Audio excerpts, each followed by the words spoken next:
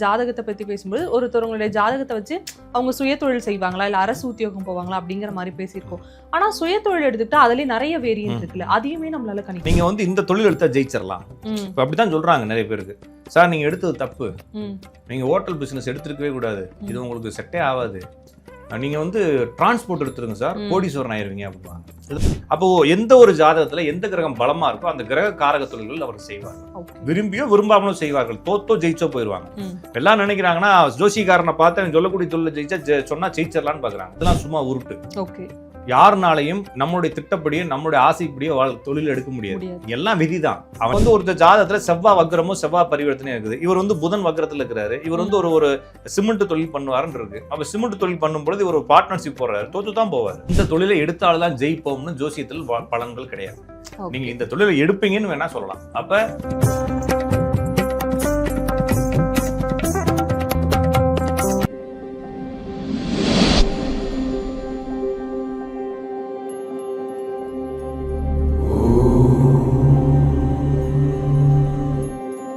நேயர்களுக்கு வணக்கம். இன்று ஜாதகம் ரீதியா நமக்கு இருக்கக்கூடிய பல கேள்விகளுக்கும் குழப்பங்களுக்கும் பதில் கொடுக்கிறதுக்காக ராஜநாடி கா பார்த்திபன் அவர்கள் இணைந்திருக்கிறார். தொடர்ந்து அவங்க கிட்ட நம்மளுடைய கேள்விகளுக்கும் குழப்பங்களுக்கும் விடை கேட்கலாம். வாங்க.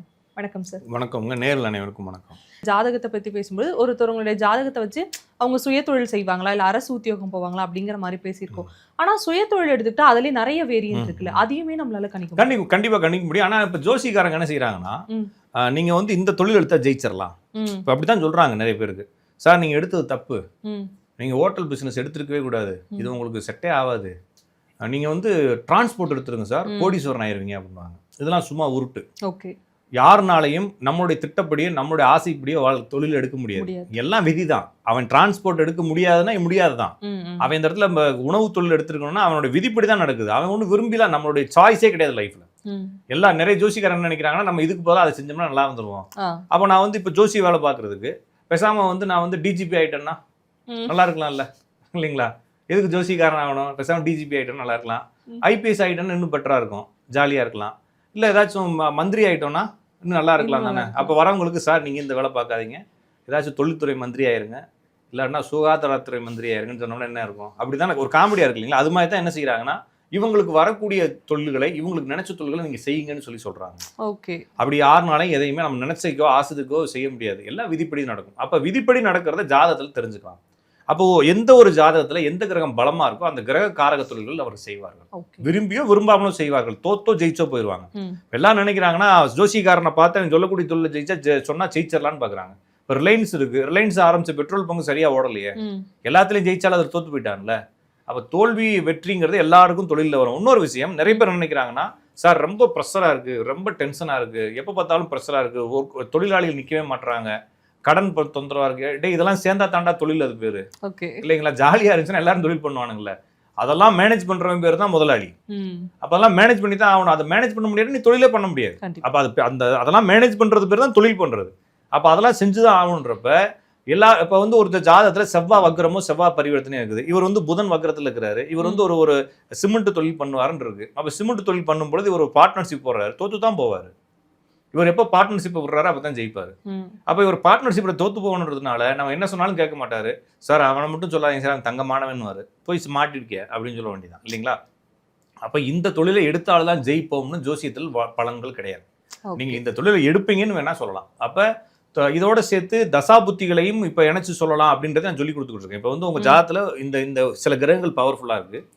அந்த கிரகங்கள் பவர்ஃபுல்லா இருக்கும்போது அது இல்லாத தொழில்களை செஞ்சுட்டே இருப்பீங்க. திடீர்னு ஒரு உதாரணத்துக்கு புதன் பலமா இருந்தால் ஒரு சிமெண்ட் ஒர்க் பண்ணலாம் நம்ம சொல்றேன்னு வச்சுக்கோங்களேன். அவர் சிமெண்ட் ஒர்க் பண்ணாம வேற ஒரு ஒர்க் பண்ணிக்கிட்டே இருப்பாரு.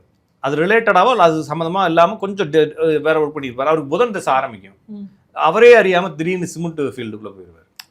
அப்ப இது மாதிரி அதாவே நடத்தி கொண்டு போகும். நம்ம அதனுடைய போக்குல தான் போகணும். நம்ம நினைக்கிற மாதிரி எல்லாம் வாழ்க்கையை மாத்த முடியாது. அதனாலதான் கணியர் பூங்குன்றனார்னு ஒருத்தர் இருக்காரு. கணியர் பூங்குன்றனார், கணியர்னா ஜோசியர்னு அர்த்தம். இருக்கலே மிகப்பெரிய எல்லாருக்கும் பொதுவான ஆள்.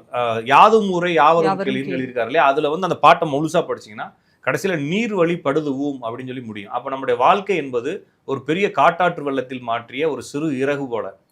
அது என்ன ஆகும்னா நீர் எந்த பக்கம் போகுதோ அந்த பக்கம் அடிச்சுட்டு போகும். அதுதான் வாழ்க்கைங்கிறதான் அவர் சொல்றாரு.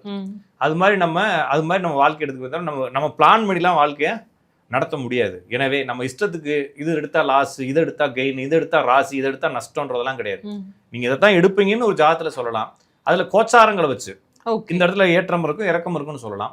நீங்க இதை விட்டுருவீங்க. ஒரு தொழில அடுத்தடுத்து ஒரு தொழில ஒருத்தர் விடுறாரு அப்படின்னா அவருடைய ஜாதத்துல சனியுடன் சேர்ந்த கிரகங்கள் வக்ரம் பரிவர்த்தனையா இருந்தா அவர் ஒரு தொழிலை செய்ய முடியாது. அதே மாதிரி சூரியனுடன் சேர்ந்த கிரகங்கள் வக்ரம் பரிவர்த்தனை இருந்தாலும் அவர் ஒரு தொழிலை செய்ய முடியாது, மாறிக்கிட்டே இருப்பார். அப்ப அவருக்கு நீங்க என்ன ஐடியா கொடுத்தா அவர் என்ன செய்வாருன்னு, இப்போதைக்கு நல்லா இருக்கு, சூப்பரா இருக்கு, நீங்க சொன்னதுனாலதான் சார் வந்தேன்னு சொல்லி நம்மள பொறுமைப்படுவார். ஒரு 6 மாசம் கழிச்சு நம்மளை கண்டுக்கவே மாட்டான். வேற ஒரு ஜோசிக்காரனை பார்த்து அவன் சொன்னதெல்லாம் செஞ்சுக்கிட்டு இருப்பான். ஓகேங்களா? ஏன்னா அவனுடைய ஜாதகம் அப்படி. அப்ப என்னன்னா, ஒரு ஜாதகத்தில் சனியுடன் சேர்ந்த நிறைய கிரகங்கள் வக்ரம் பரிவர்த்தனை, சூரியனுடன் சேர்ந்த நிறைய கிரகங்கள் வக்ரம் பரிவர்த்தனை, அவர் எந்த தொழிலும் நிலையா செய்ய மாட்டாரு. அவர் ஜெயிச்சா கூட தோத்துட்டு தான் இருப்பார். அப்படி அப்ப அவருக்கு நம்ம என்ன சொன்னாலும் யூஸ் இல்லைன்றதுனால அப்படி இருக்கிறதே சொல்லிடணும். சார் உங்களால ஒரு தொழிலை செய்ய முடியாது, நீங்க மாறிட்டே ஜாலியா இருங்கன்னு சொல்லி அனுப்ப முடியும். அப்போ ஒரு ஜாதகத்தில் எந்த கிரகம் வக்ரம் பரிவர்த்தனை விளிம்பாக இருக்கிறதோ அந்த தொழிலை ஜாதகர் செய்வார். அவ்வளவுதான், ரொம்ப சிம்பிளா முடிச்சு. ஓகே சார், ஜாதகம் ரீதியாக இருக்கக்கூடிய எனக்கும் சரி பார்த்துட்டு இருக்க மக்களுக்கும் சரி நிறைய கேள்விகளுக்கும் குழப்பங்களுக்கும் ரொம்ப தெளிவான விளக்கமான பதில்களை கொடுத்துருக்கீங்க. ரொம்ப நன்றி. வணக்கம்.